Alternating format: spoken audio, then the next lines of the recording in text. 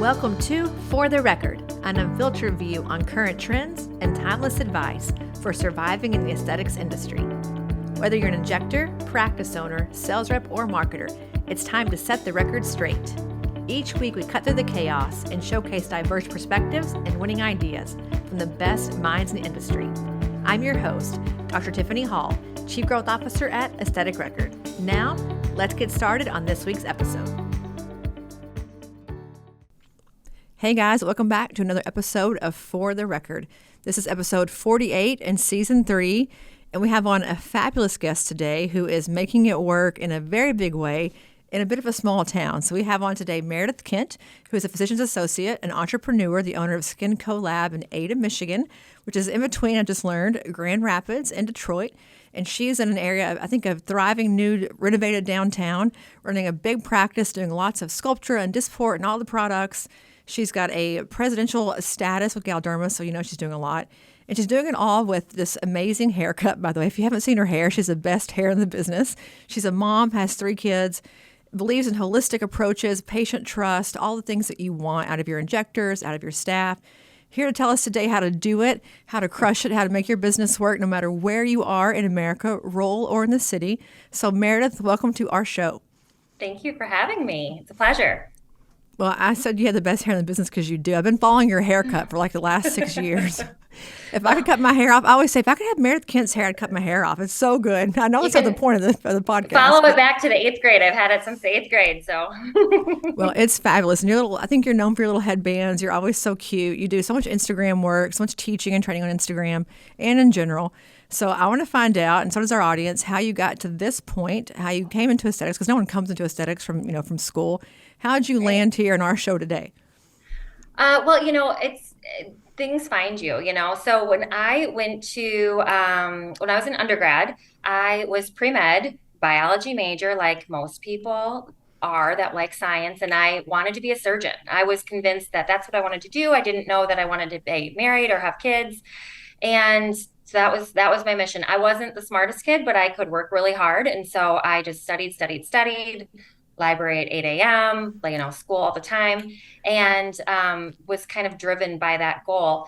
I ended up meeting the man who I ended up marrying when I was still in college. So I became this girl that I used to make fun of and decided that I might actually want to be married and have kids. And that sent me into a little bit of a career like tizzy, just as a young girl in college, thinking, my husband said, he was fully supportive, whatever I wanted to do, and kind of planned on marrying me just with me doing my own thing. But in my heart of hearts, I thought, maybe that might not be what's best. So I did a little bit of shadowing, searching, and I didn't know what a PA was. I had never seen a PA. I didn't know they existed. And I knew that nursing wasn't for me. And I thought there was no other option but to be a doctor. And if I was a doctor, I wanted to be a surgeon. So I spent some time actually shadowing some surgeons, and I met some PAs. And wouldn't you know it, these people were fun. They were smart. They were doing all the things I would ever hope to do. And so right there and then I thought, this is going to be my place. So I ended up going to PA school. And I graduated. I went to PA school in North Chicago and graduated in 2006. And I knew I liked surgery. I liked active things. I liked aesthetics. I liked plastic surgery. And, there wasn't such a thing as aesthetic medicine as we know it now then. So I just kind of figured I'd work in plastic surgery. I'd be in the OR. Fast forward, aesthetic medicine became a thing, and I had moved to Michigan where I grew up. I actually grew up in downtown Ada where I now live and have a practice, and just discovered that aesthetic medicine and not being in the hospital was actually something I really, really liked. It wasn't as high maintenance as I thought it was. It was highly procedural. The people I was seeing on a daily basis were normal, lovely individuals. And so I just feel like I was made for this job. It's really a privilege to find something that you truly feel like you were created to do that didn't even exist when you were training to do it. So here we are, now it's all these years later, 16, whatever years later, 17 years later. And I think it's just really neat to be in this industry that's kind of a new one in so many ways. So you're like an OG. I mean, you've been around for a hot minute. When did you actually start injecting? Like, what year did this insurgence of Botox? I don't even know what year. I mean, it was improved, but no one actually used it for quite some time. But when did you start using products? Well, I originally, when I was out of school, I worked in the emergency department in Chicago because I really loved the procedural element. And straight out of school, I decided I wanted to just immerse myself in everything and just go all over the place. Then I ended up working in hand and upper extremity and orthopedic surgery. That's where I learned that I really liked the bedside instead of the hospital. And then I worked in a plastic surgery practice and ended up injecting a lot there. And that's where I really honed my skills as an injector, obviously injecting all the way around and doing procedures all the time. But that's when the Botox actually, hit my hands. When I think people discount that it just takes time, like look at you, for instance. You've been doing this for a very long time, and 16 years in this industry is like, I mean, that's basically unheard of unless you're Connie or Julie, Kaplan, those people. But it just takes years, I think, years and years and years to be good enough at the actual injections, to also really curate the patient experience, to be great at assessment. Like, there's just so many, and in business and then in marketing, there's just so much to do that I think you need. It's unfair those coming in right now, because you guys have had sort of these years to kind of hone your craft, and they're trying to do all of it at once. And so it's no shock that people like you are training everywhere, you're in demand. But I read some of your reviews online, and everyone says that trains with you that you're just such a precious, sweet, wonderful person, which you're also an entrepreneur. So those two things they're mutually exclusive. You usually have to be a shark, when you're in business, but you somehow managed to have people think that you're like the sweetest person ever. And I agree with them totally. So you're doing that really well. But I think your patients feel that as well. So what made you decide to, to that point, think, I think I'll own my own practice? I think you opened it up in 2021, fresh off of the COVID, the vid debacle, and you've hit the ground running, sister. I know your numbers and what you're doing, so you've done a great job in not so many years. But what was the impetus for owning your own business? I always thought maybe one day I would do this, right? When I'm old. And, you'd get a little older and you realize you don't have forever, and you don't have endless energy forever. And honestly, I did this a little earlier than I maybe have predicted or thought, or maybe I didn't know if I ever really would. But I was raised in this area where we are, downtown Ada, which is a really beautiful, wonderful community. And over the last 10 years, there's been kind of like this incredible kind of resurgence of the community, and it's become a very kind of like boutique kind of destination. And essentially just an amazing place opened up right in front of me. And I thought, there is never going to be a time or a place that makes more sense than right now. Even though I am nervous, I don't know if I'm ready. And, sometimes you just have to ask the people that know you the best and love you, and, do a little soul searching, and then you take a leap, and you have to be willing to fail. And I think not being willing to fail is probably the thing that has held me back most in my life. When you work hard, because it just felt like I had to work hard to do well in school, or work hard, and I could work anybody under the bus. Like, if you want me to work, I'll work.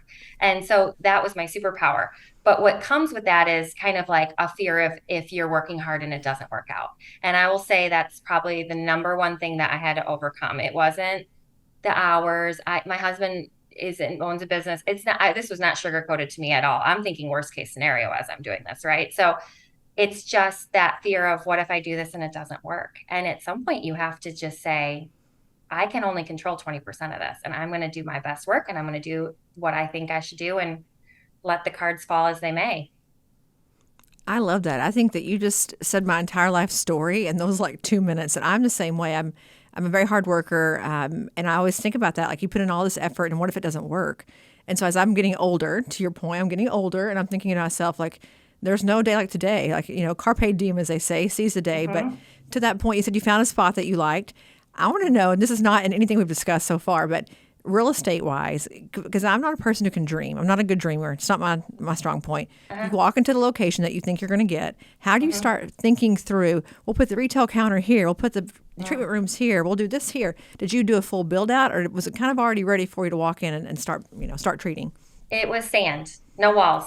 All I knew is I wanted the vision. And I think, when you open something or you have a vision for something, I'm not really great at the vision in terms of like the tactical of what goes where, but I can I know the vibe I want. I know the feeling I want people to have. I know the feeling I want to give people. And you have to have something unique, right, to make something work. You can't carbon copy like what's down the street. So I thought of myself as the patient. I thought of my little sister as the patient. I thought of my friends that would never go to a medical practice for Botox as a patient. And I thought, I want something that's luxury. I love a beautiful experience, but I want it to be approachable. So how do I mix Anthropologie and the Ritz Carlton? And that's what I told the designer and the architect. And I said, that's what I want. These are the words. I brainstormed a whole list of words, probably hundreds and hundreds of any word I could think of that might, whether it was the word shadows or bespoke or eucalyptus, whatever word I could even fathom to think about what came to my mind in this space, that how I wanted it to feel. And we put together, what I think is a really great representation of that. It's not a big plastic surgery office that's intimidating, that obviously does excellent work, but not, someone off the street isn't going to walk in there. It's not a strip mall boutique joint that feels a little, it's fine, serves a purpose, but feels a little, more chintzy. This is a really high-end experience, like going to a boutique hotel. And it's like start to finish, every single detail. I'm like such a psycho with details, and my staff bugs me, like, because I bug them. Like, it's just, I want everything to be perfect. Perfect, perfect, perfect. Like a hostess coming to your house. So, and that really struck a chord. Like, that was like, when people actually booked, I'm like, the experiment worked, We have a little retail space, which is unusual too. And the retail space, again, could be really cheesy if you let it go the wrong way, but it supports our brand. So our brand guidelines, and we are very strict with our brand guidelines, what we stand for. And so it supports the lifestyle that goes with the patient that would come see us. So it's your skincare. It's maybe a really fancy headband. It's, the thing you'd want in your master bathroom to put your fancy product on. And that gives people an opportunity just walking by to be able to participate in our brand. Even if they don't want to do an injection or a skincare line, they could have a fancy soap from us and feel luxurious. And eventually we get them back in the chair, maybe, but they can have the Skin CoLAB experience no matter what walk of life. And that's served us very well. You just mentioned some things there that I am working on myself. I just listened to the Kris Jenner masterclass. I don't know if you guys have ever heard of the masterclass series. Yeah. And she talks about vision boards. She's like, I was never into that thing. Like, I thought it was silly and like, like a Ouija board, basically. It wasn't real. She's like, and then I did one. I was like, holy cow, like my vision came to life, and I gave it to a person, just what you said, who could then feel what I was feeling and then produce that thing based on my vision. So I'm toying with this idea of like using words and adjectives and visions. And so I'm going to say, Meredith can't tell me to do it, so I'm going to go do it. It's good. Work. And, even taking it back a step further for people like us that are really nervous to speak things because they're nervous to fail. If you don't say it out loud, if you can't even say your goal out loud, I promise it's never going to happen. As audacious as it sounds, I'm going to open a practice like off COVID and it's going to be successful. I'm like just me, and this is a pile of sand, and I've got to figure this all out. But it takes some guts to say that out loud. And so whether that's in a journal or whether it's telling, your best friend, that's a really intimidating thing to even say out loud for someone who wants to do a great job and isn't just your natural enthusiast, right? So I think that was a pivotal moment. And then the rest just flows because you've said it out loud. Trust me, the ideas start coming. Well, I think when you say it into the universe, you almost have to like hold yourself accountable to it, right? It like puts it in some book somewhere that you have to actually do something. But you mentioned being in downtown, people walking in. Mm-hmm. I am such a believer in that. People think I'm crazy. They think I'm absolutely a lunatic. But I think when you can curate like little spaces that from a window shopper can see it and come in and buy from you, that's a patient recruitment tool, right? Just what you said, they're going to come in and they're going to buy a fancy soap or see a cool, decor that you put up, to showcase your skincare. Then they come sit in your chair 2 weeks later because now they realize that you're not scary. The place is not, the whole thing. So do you think that your location, like being where you are physically, like the actual location, is helpful for your brand with like walk-in traffic? Or would you, if you picked yourself up and moved yourself somewhere else when you opened in 2021, would it have been a different story? I think your people find you no matter what. But I think understanding this community so much, being a part of it myself, I know this patient. Like I know that it is a bespoke elegance. I know it's low key fancy, right?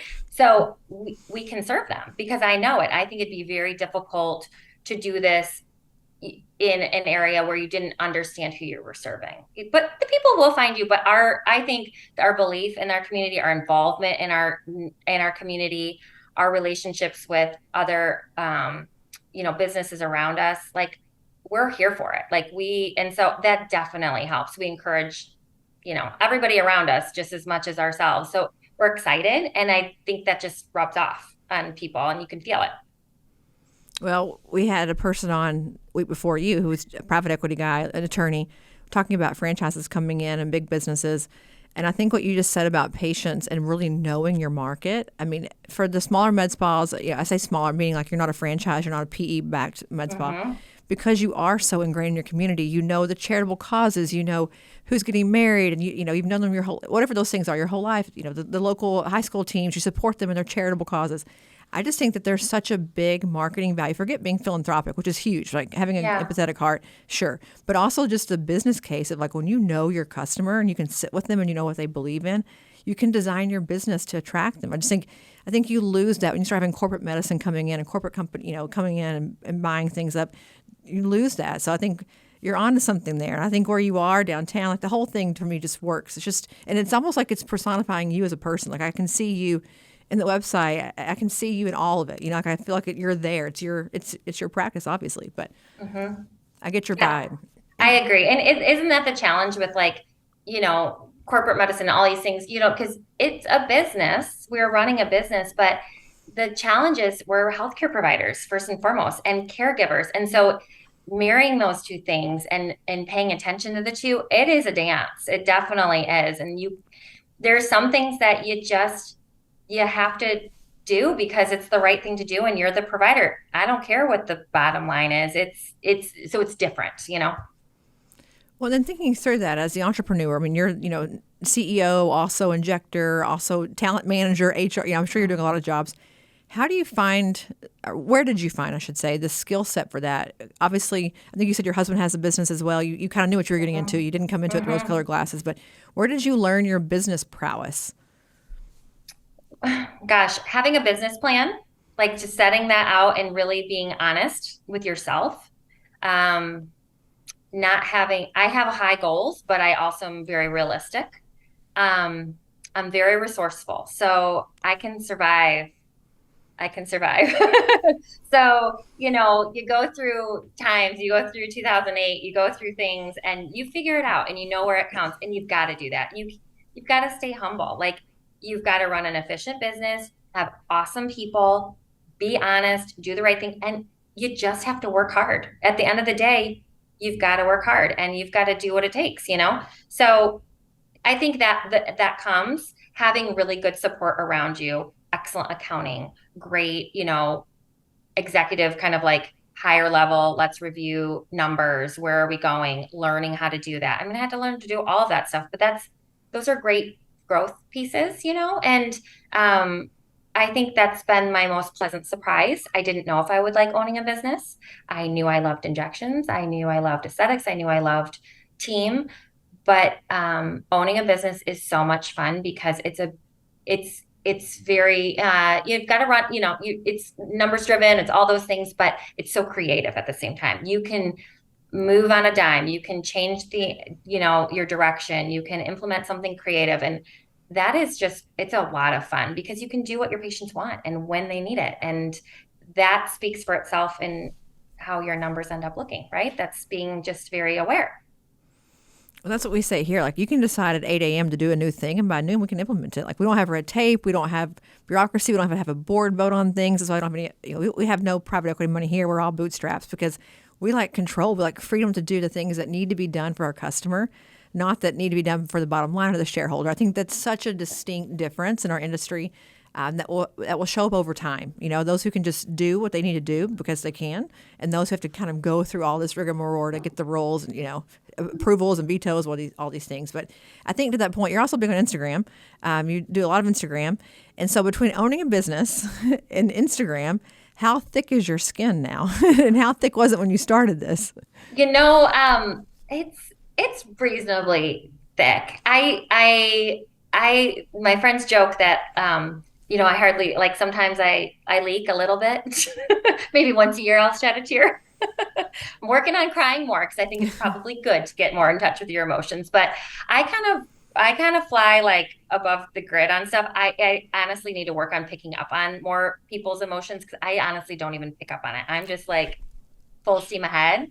And so sometimes I need to like slow down and be like, oh, I need to pick up that they're like maybe not having a great day. I should slow down and talk to them about that. So for me, it's not really an issue. I just kind of keep my head down. And honestly, on Instagram, I only follow I just follow like people I really admire across the country. I don't follow competitors, or I don't follow anybody locally. And I think that keeps me just doing me. And I don't get distracted by just noise. Not that it's bad or good. It's all great around me, but I want to do what I want to do, and I want to be creative in my way. And so that keeps my head really, really clear. And that would be my biggest suggestion for people. Like, stop looking around. I do my best work when my head's in the sand because I'm just not distracted. Man, in 3 seasons, I haven't heard that yet. And it's so true. There's like a noise wall that you have to kind of tear down. The fact that you don't follow competitors, I think, is absolutely genius. I don't follow ours either. I just don't think, because then you start having self-doubt, or did they steal that idea from me, or they're taking this from me? I don't want that. Like, I can really do my own doorstep. I don't need to do their doorstep too. I think that, Meredith, is just a genius thing it seems so easy, right? But I think that's just genius. Like, there's enough to worry about in your own business. Don't worry about their business too. So maybe that's why you are such a pleasant person, because you're not living you're not living in the cesspool out there. Because I can't do it. It's just, I can't do it. So. Well, and do people come onto your Instagram? I always find the comments people write on posts to be just absolutely shocking. I mean, like the shock and all. Poor Christian Subio, those comments are shocking. But are folks, they come at you? Are you feeling like, what you put out in the world is I think, very positive? You don't have anything really controversial. How is that reception? Are you able to deal with comments and DMs? And I always wonder about you guys have lots of followers, like how you live through all that.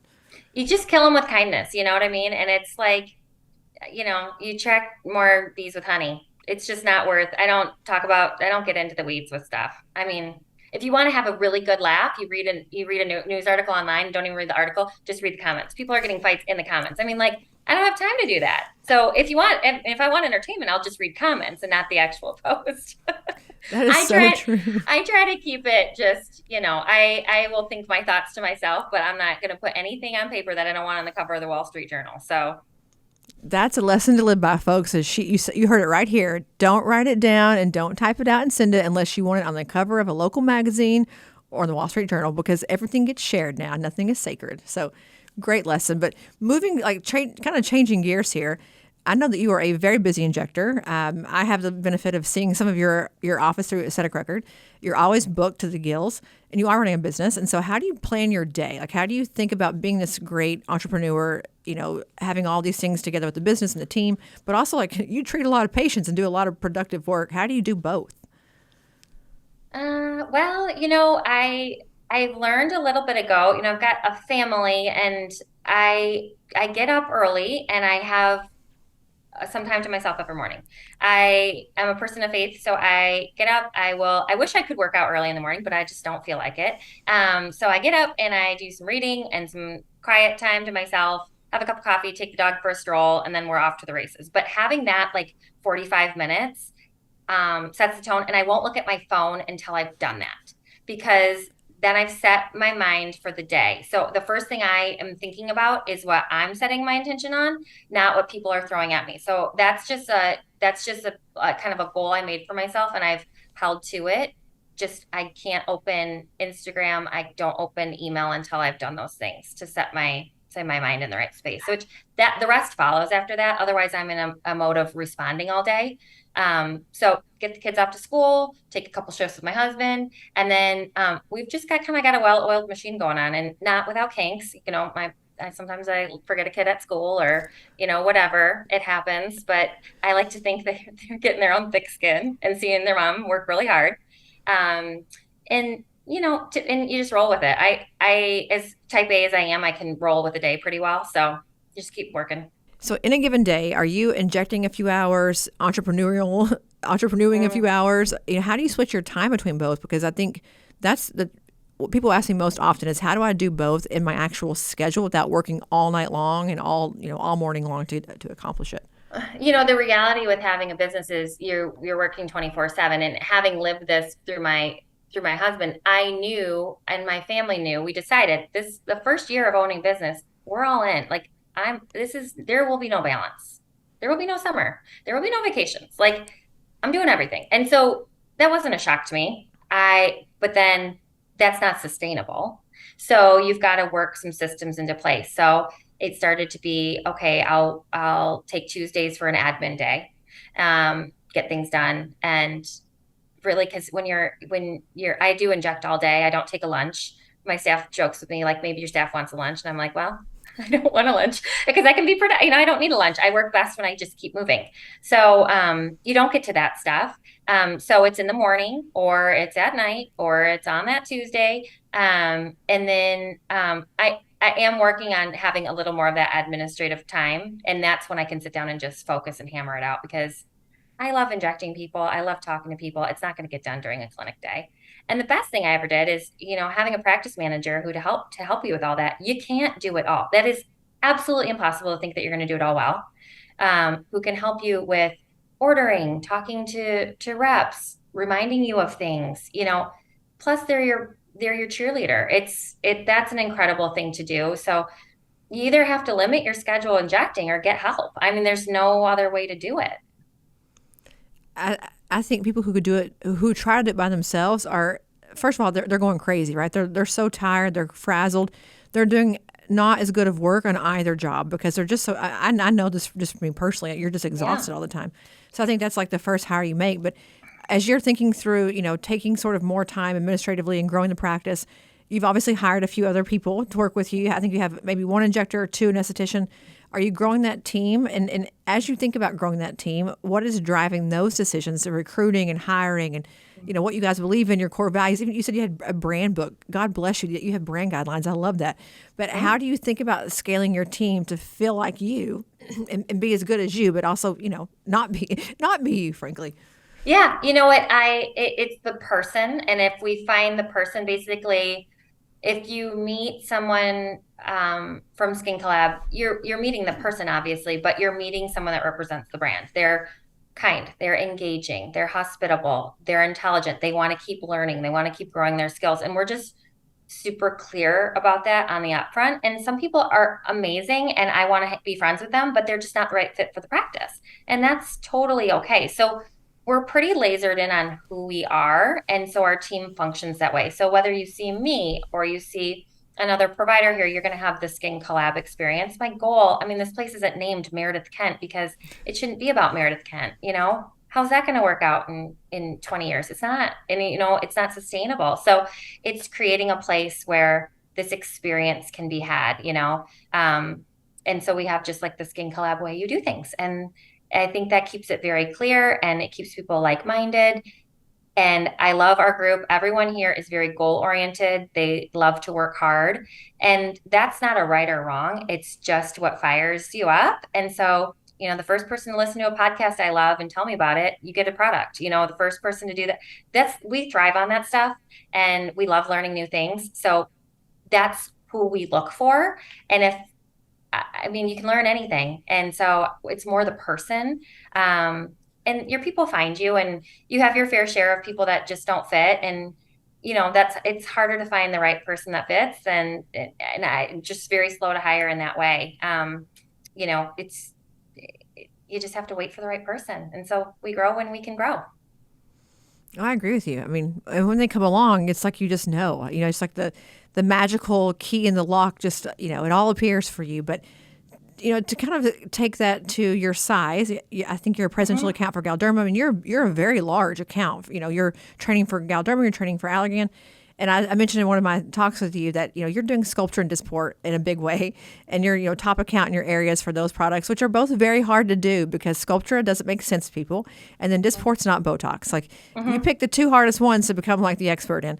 So I'm curious, as you think about you and your staff, how do you talk about those products? Like how do you really go through with a patient in an assessment? Like you're going to get toxin. I don't care which one you're going to get. You're going to get the one that I say you're going to get. Like what does your assessment or your consult kind of look like to be able to put those products on the forefront all the time?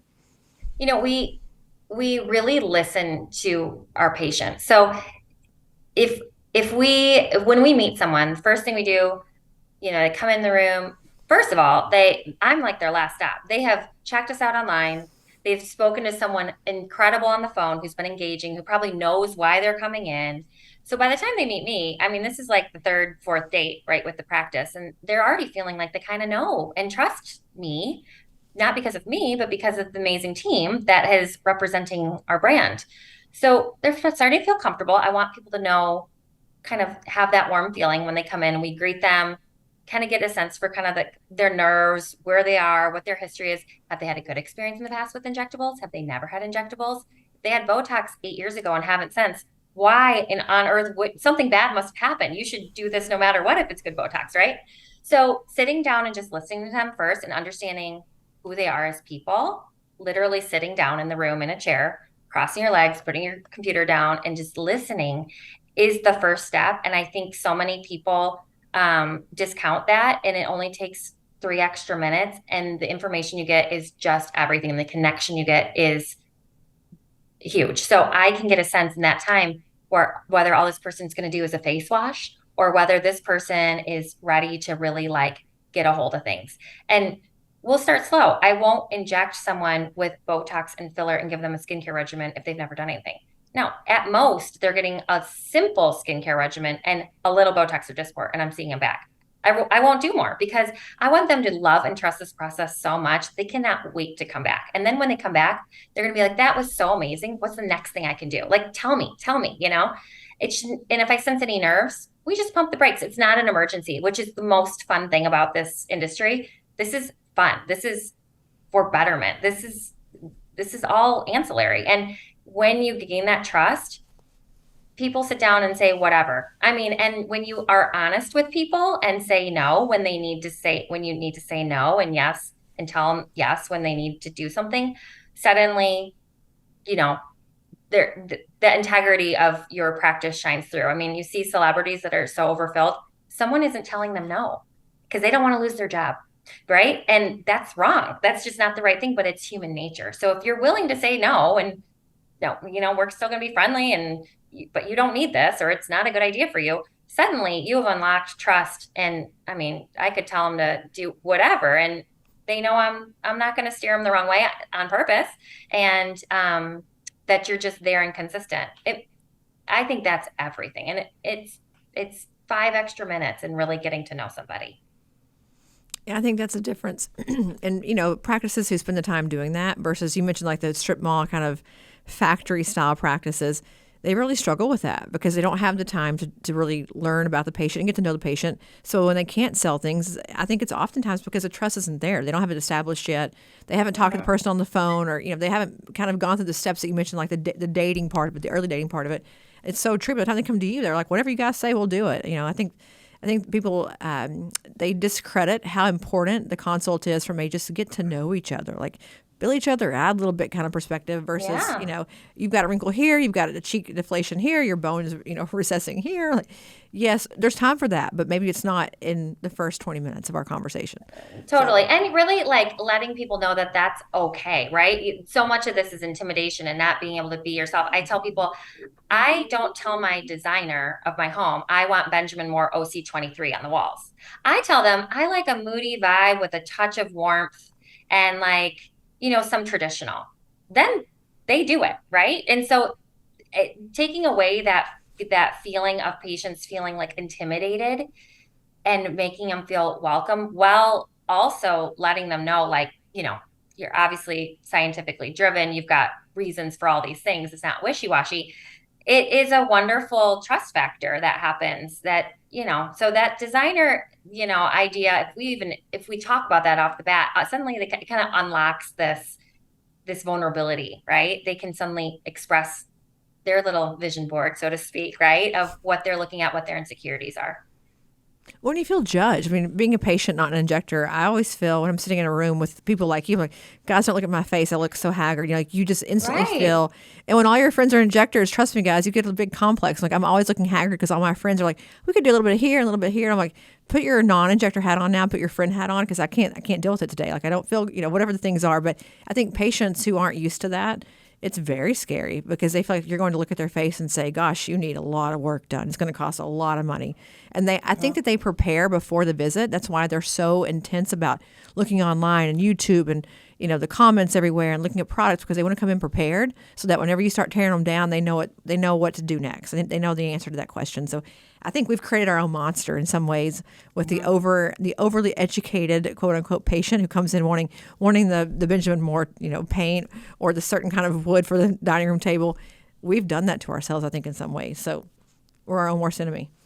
Yeah. And you have to be confident enough as a provider to say, I understand, if someone said the classic, like in training, like nasolabial folds. Okay. That is what's bothering them. Now, they don't know how to fix that. And if I don't, it address the fact that word is, if I don't use that word again, nasolabial fold, and I just inject their cheek, I have treated their nasolabial fold. They don't understand that. So some of it is on us to just gently redirect the conversation, but affirm why they came. They're the client. So we got to drive the bus, but also we need to be sensitive to why they are in our chair. So it's a dance, it's a relationship.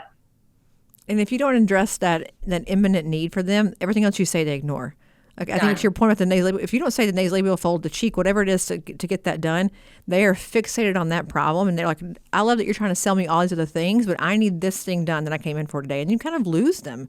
So I think Yeah. spending the time, but I think a lot of injectors may not know how to solve the problem yet either. So I know you do a lot of Mhm. training. On your site, you mentioned like this is for 2 years or less. This is for the new injector. God bless your sweet soul for loving training new injectors. That's a hard thing to do, and people don't do it, right? It's challenging, but you train quite a bit. So how does that look when they come, in a private training scenario? They come to your practice. Are they with you when you're with patients and like shadowing you, or is it just a hands-on thing? How did you build your training part of your practice? So part of the idea of this practice is to collaborate and have a lab, like we call it the lab, come to train at the lab. And we dedicate private training, whatever that provider wants to work on. I want to know what they feel most confident about. I want to know what they feel least confident about. It is a totally open dialogue. So we arrange models for them. They're not shadowing me. We are learning and treating and hands-on 100% of the time. And I'm opening my cabinets and I'm showing them my supplies. I'm showing them my McKesson invoices to show them what I use. There's nothing off limits in those trainings. And there's not many settings where you can do that. And it's really empowering for everybody. I mean, people leave confident, they're ready, they've got real advice. We don't sugarcoat anything. We have challenging patients. We ask the patient their perspective. What should we have done differently? What could we have done better? How could we describe this differently? And I learn just as much as they do every visit. It's a lot of fun. Well, I'm guessing they keep coming back to you as well. Like, do you have trainings where you start out with them when they're a baby trainer, a baby injector, and Mhm. they keep coming back to you over and over, and you almost it's like a relationship long term? Does Yeah. that happen quite a bit? All the time. Yeah. I've trained some people like 6, 7, 8 times. Well, Hmm. that's a great relationship, and that's Hmm. profitable for you, but also great that that they want to come back and learn more. I think that's. I said in a podcast a few weeks ago, we don't support new injectors in this industry. We really don't do a great job unless you're part of the industry training, like Galderma, Allergan. We don't support new people because it's too hard to train them. Right? It's the liability and just not knowing.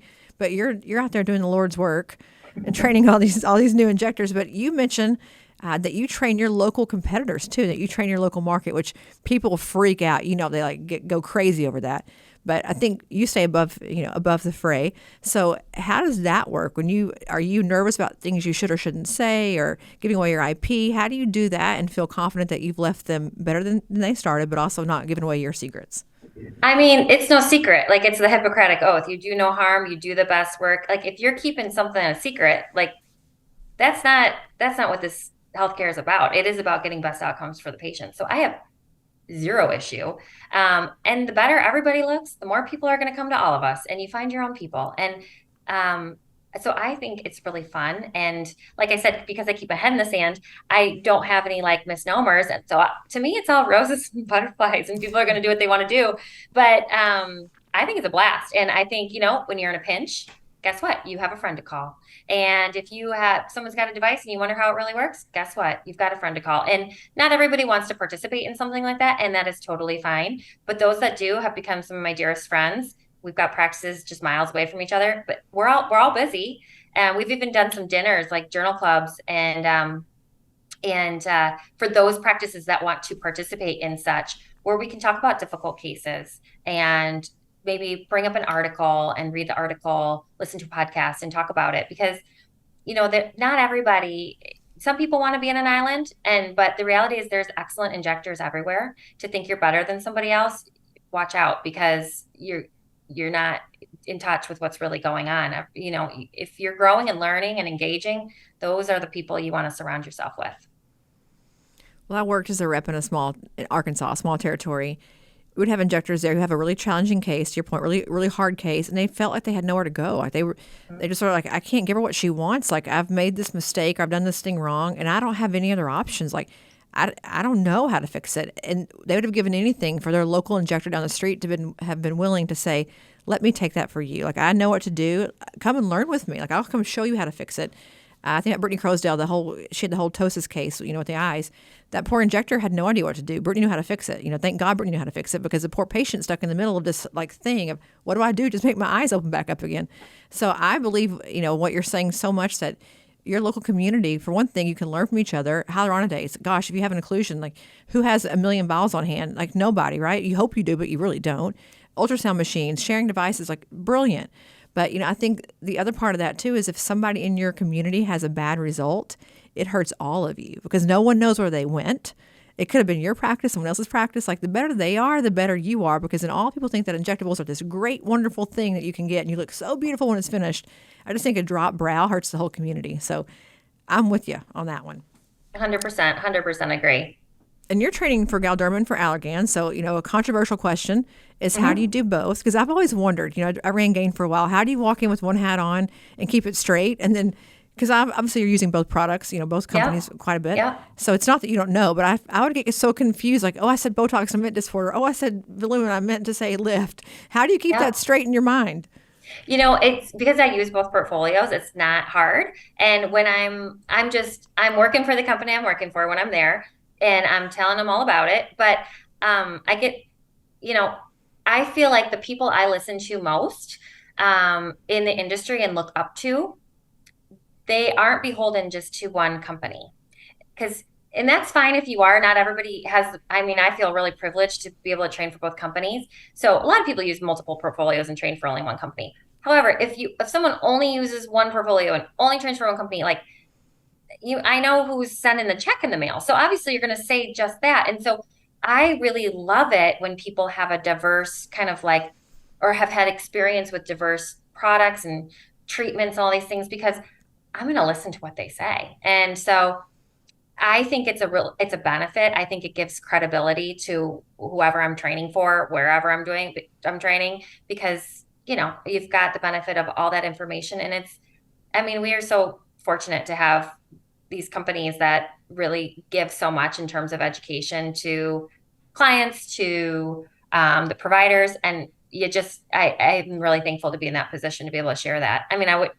You can't train enough. So the trainers are scarce. It's hard. So you want to make the most of those trainings and give people all the tools they need. And I talk in analogies a lot, try to really see one, do one, teach one. So we try to make everything super interactive, whoever I'm training with, or for who, private or through Allergan or Galderma or whatever. Because, that's precious time that people have given up from every angle. And I've been to some really wonderful trainings in the past, and that can really change your life. I was in a training with Deb Sherman years and years ago, and she said one positive thing to me. And Tiffany, I have remembered it to this day. It gave me so much confidence. And so you remember those moments. You're like, this is kind of a big deal moment. It could be, right? Well, I think too, and you go train with somebody, like, let's say for you, when they need advice or they need to refer a patient out because they don't know the answer, they send them to you. Like, I feel like you build this collaborative network. I think about Aesthetic Next every time I discuss this. You see someone, an Erica Berry walk in the front door and everyone's like, oh, she trained me. Larry Blevins, he trained me my very first time, or I learned how to do this from Larry Blevins. Like, people remember the stories of working with you and talking about you doing it. And I think it creates a celebrity of a different way of like a respect, a mutual respect and admiration. Like, it's not because you have a cool Instagram, it's because they actually learned from you and they've believed what you believe because you told them why it made sense and why rheology was important. I don't know. I think there's a different power in being an educator than there is in being an influencer. And you can be the other, you can be an influencer because you're an educator, but I think it's hard to go the other direction. So, I'm all for it. But I also think too with indications now, like, Volux just came out. You can't train on that with another portfolio. It has to be Allergan to train that. So if you want to train that indication, you got to work with them. I just think that the portfolios now are so big, so many cool indications and new things happening that to really get a diversity of options for the people you're training, if you care about what they take away from it, you have to have both because you have to have this depth and breadth of all the things in your toolbox. So I agree with you, but I think people get really upset about like, oh, they're just, I hate to use the word, but an industry whore. That's a terrible word to use, but you get the point. And I think that's just ludicrous, absolute lunacy. Do what you want to do because it's for the good of the people. 100%. Yeah, that's what you'd want. And I totally agree. And there's so much to learn. And I always say every time there's a new product, whether I use it or not, it's awesome for the industry. I mean, it pushes, think of when like Jeuveau came out, Botox, I had to go lecture and say how Botox was special and different and where it was manufactured. And that's incredible because we get to share that story and it ups everybody's game. So I just think it's good. It's really cool what's going on and just the ingenuity and the growth and it helps everybody on every front.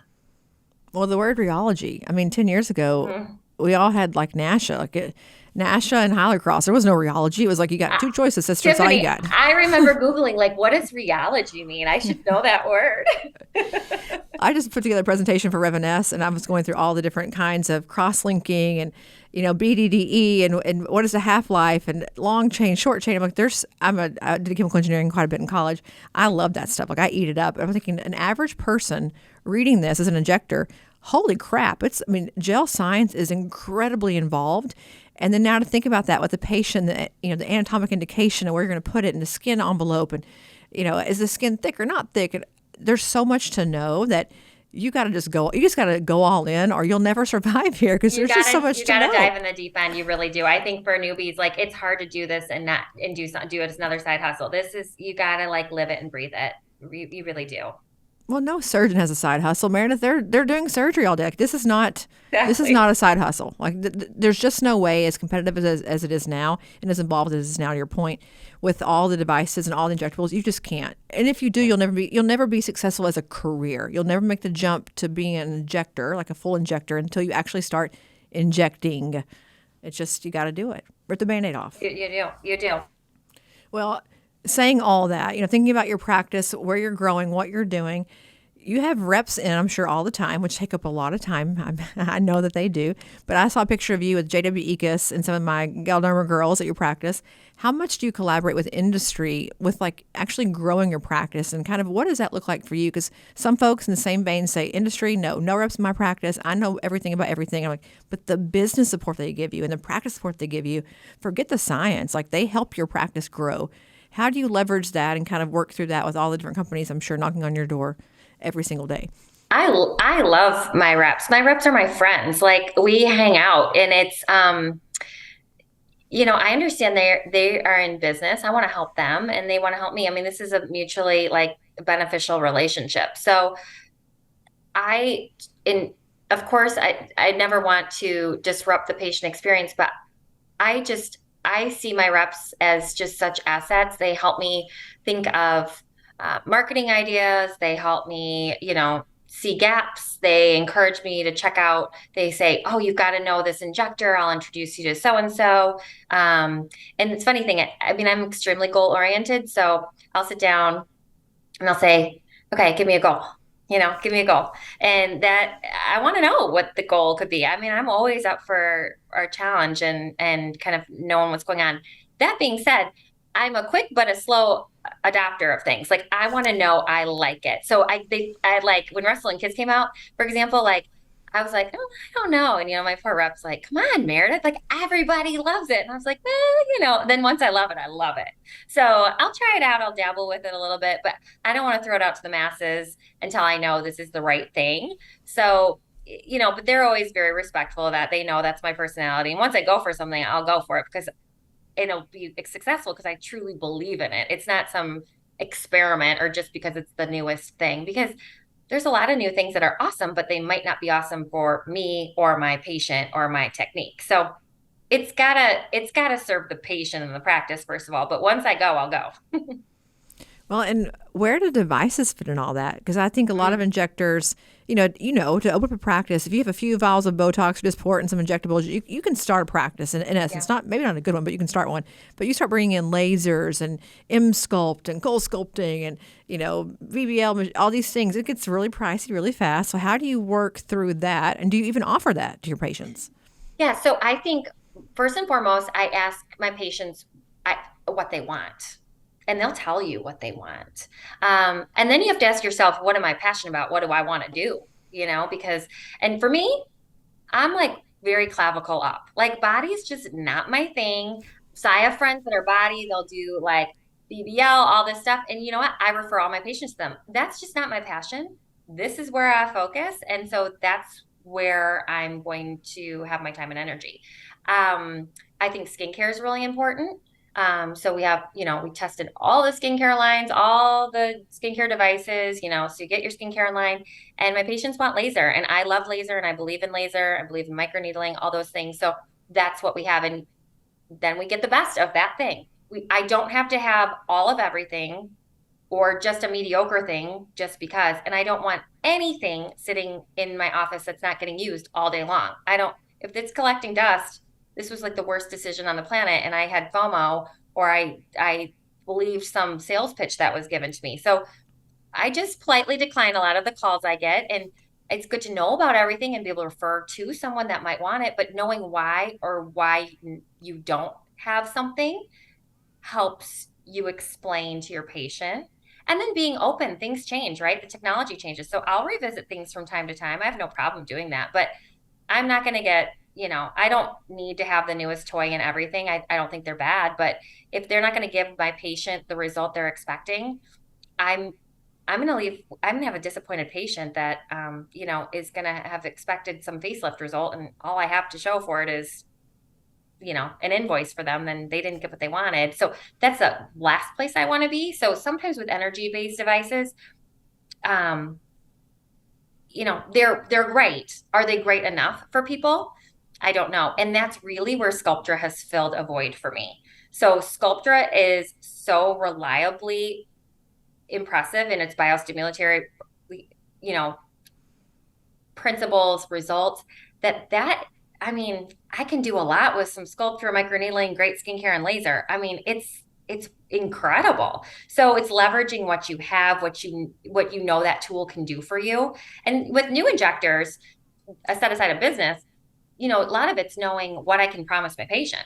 What does 2 syringes mean? What does 4 syringes mean? You got to practice and have experience to be able to give them an honest assessment. So energy-based devices and devices get kind of dicey because sometimes you just don't know. Sometimes it's billboard worthy and sometimes it's like kind of falls flat. So I'm really careful on knowing what I can expect for my patient. And so I call it like the worth it rating. What's the ROI for the patient? I think you mentioned, a few things that I think are really critical. You mentioned like wrestling kiss, not doing it because everyone else is doing it. I think that's a mistake people make just in life in general, but certainly in business of, I'm going to go out and buy 80 syringes of this thing because it's a hot new thing. I know nothing about it. I don't know if I even like it. And then you almost feel forced to use it. It's like if you have a fork in your hand, the whole world's, what is that saying about the whole world is a spoon or whatever that thing is. But if it's what's on your shelf, you got to use it. What if you don't like it? What if you don't know how to use it yet? And then you get a skewed opinion of it because it doesn't work, well the first time. I think that's such a risk. And then also with the devices, I think too, the patient selection is so critical. Like they may only give those results on the billboard for like 2 patient types, or 1 patient type is so specific. I think you do have to know who's in your audience and is it the right fit for you. But I watched a hilarious Instagram today. Dr. Weiner from Aesthetic Clinic. Tiffany was hilarious. But right? it's everyone's How many story. halls have you gone in where you've been a trainer and rep, and there's just like this hall of like zombies, and it's like all these devices that cost $200,000, and they're just sitting there. They're just sitting there. So it's got to be work. If it's working, like it's as simple as skincare. If you use it and it works and you like it, you'll keep using it. And I think that's like with a device too. If it's getting used a lot, it's working, right? If it's collecting dust, maybe it needs to find a new home. Yeah, I agree with you on sculpture. I think that this regenerative thing that's happening right now in our industry about, whether it's radius, hyperdilute, that's made a big resurgence. Sculpture obviously being a huge thing. Even the exosomes, even threads, that's a PDO, that whole thing as well. It's a huge time for us. Like we're changing the narrative around, filling spots, filling holes in the face, and really platform rejuvenation. So I think those of you who've been using sculpture for a long time, you're positioned so beautifully right now with things changing that for you, there's no adoption. Like you're already there. You've been doing it for a long time. So, if you're a new injector, I believe my whole life, which is going to be, I'm going to get hate mail for this, that sculpture is actually easier to inject than HA because it's more forgiving. If you know the ways, the hows, the whys, like the actual injecting of it is much more forgiving than say a filler. I'll get hate mail for sure for saying that, but that's what I believe in. I think toxin too is very scary because adverse events for toxin are way higher than they are for filler. Mm-hmm. People have drop brows every day. So there is just a lot happening, and you got to know what you want to buy. I think you don't need everything, but you need the things that you love and that you think work. Even with it, I was training a group of new injectors just this week, and we had a whole portfolio to cover. And my advice, we've covered the whole thing, but I was like, get really good at 3 of them. So good, because then if you've got a variable, your objectives are limited. It wasn't because it was a random filler you didn't know, because you're wondering, is it my technique? Is it the patient? Is it the filler? Let's eliminate as many variables as we can, and then we'll grow, and then we'll learn. And so the whole FOMO thing and being the first person to have something, that's really fun for Instagram, but like, is it? Like, do you know what? It's fun and it's awesome if you believe in it, but like, do you know how to use it if you're the first one to use it? Like, I'm injecting Volux right now. Guess what? All of us that got Volux, we're on patient like number 4. You know what I mean? Like, just because you have it first doesn't mean you know how to use it in the best way. We're figuring that out right now. And is that FOMO for other injectors or for your patients? I ask myself that question all the time of like, is having to have it first so that other injectors see you and think, oh, look at how fancy Meredith is. She has this before anybody else. Because your patient doesn't even know. Like, they have no idea that Volux just came out unless you tell them it just came out. Like, they're not looking at the person down the street saying, did they have Volux or not? Like, they don't even know what that is. They know they want to get their jawline done. So I think to your point about Benjamin more pain, like, I want my jawline done. I don't care what you put in it. Put something in it. I don't care, whatever it is. But I just think that sometimes the gram is for other people to see you in your same like lateral world versus the patient who you're trying to, to reach. And depending on your goal, that could be your goal. If you're a big trainer, a big educator, all for it. But if your goal is to drive patients into your practice, I don't think it matters nearly as much. I know. You just got to check yourself sometimes because we're all human. We all fall into it, don't we? Yeah. I mean, it's just human nature. So it's just kind of getting yourself regrouped again. Like I said, keeping your head in the sand helps a lot. Well, I watched an Instagram live of you the other day. I don't even know when it was, but you were like preparing your sculpture for the day.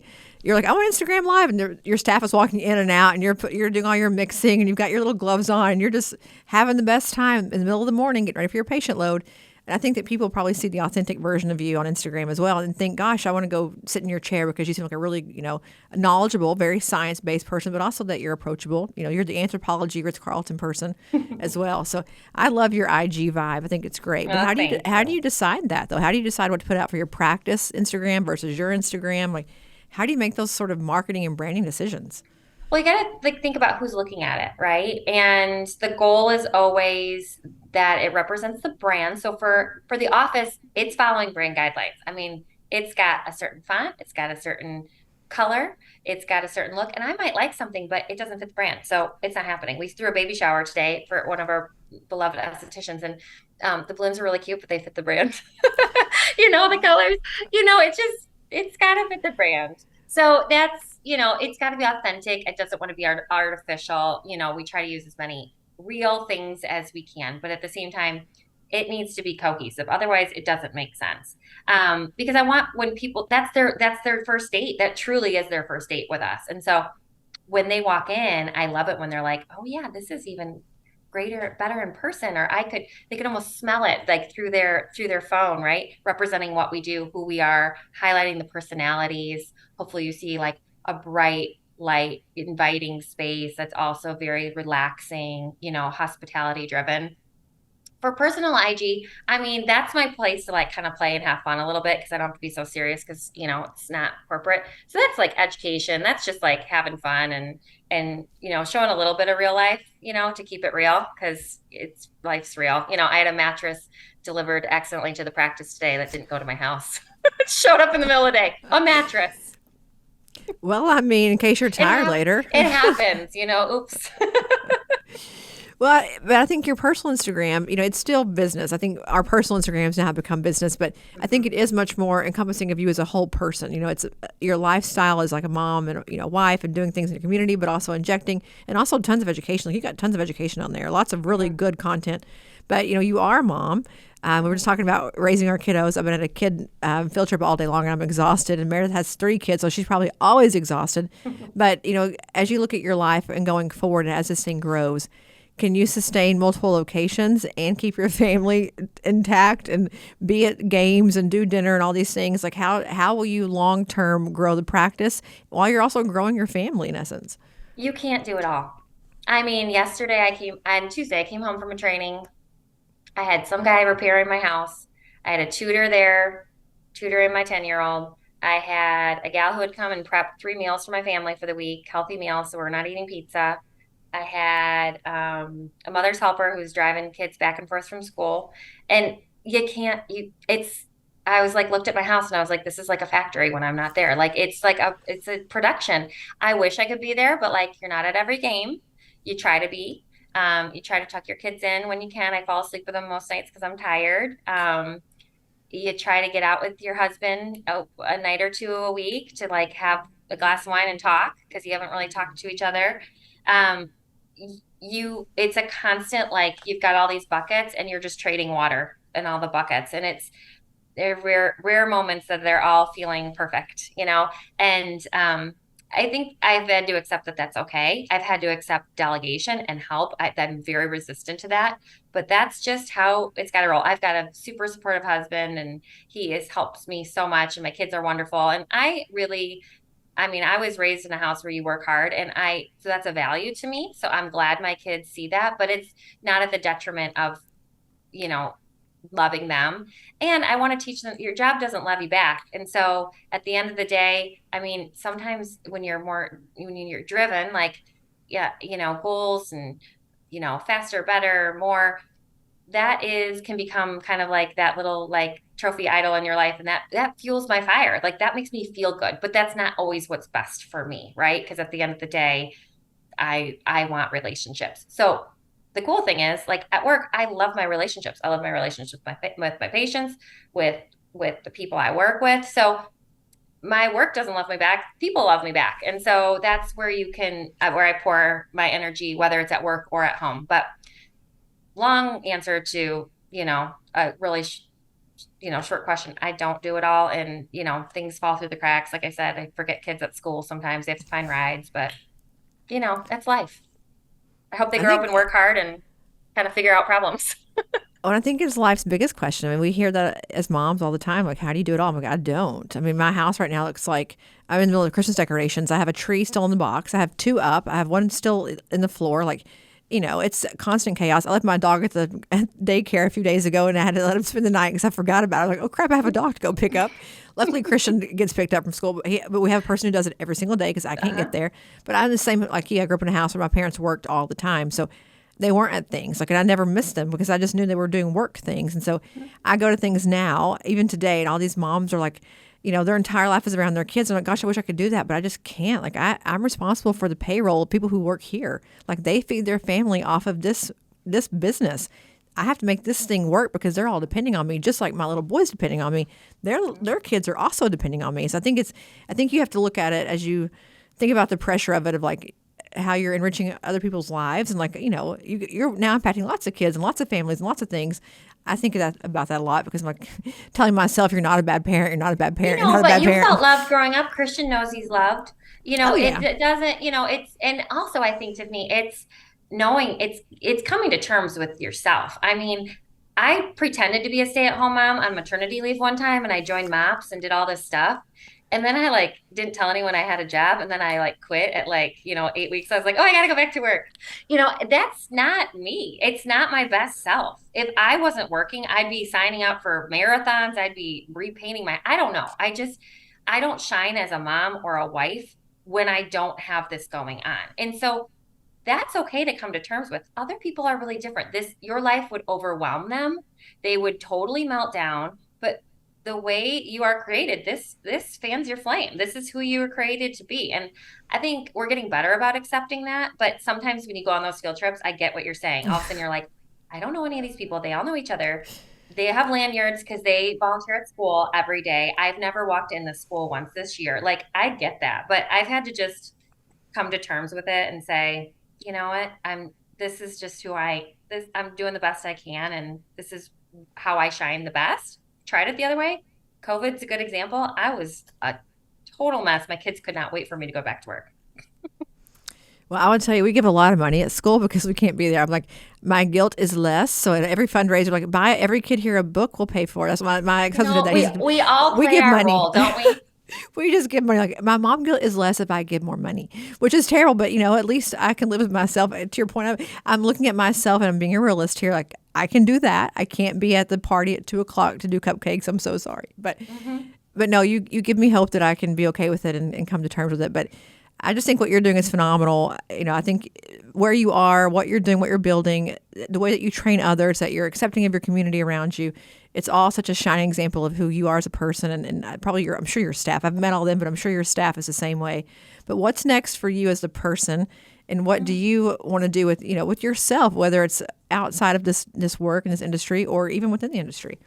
Well, I'm committed to take a few more breaks. So quarterly, I'm going to take a little time off. So I've been trying to do that. It's a little time, but just to regroup. I have found, when you give a lot, and sometimes I'm like learning to like listen to warning signs, can burn out a little bit, So like for me, when I stop feeling creative or when I kind of begrudge a long day, I know I got to like pump the brakes. I need a minute.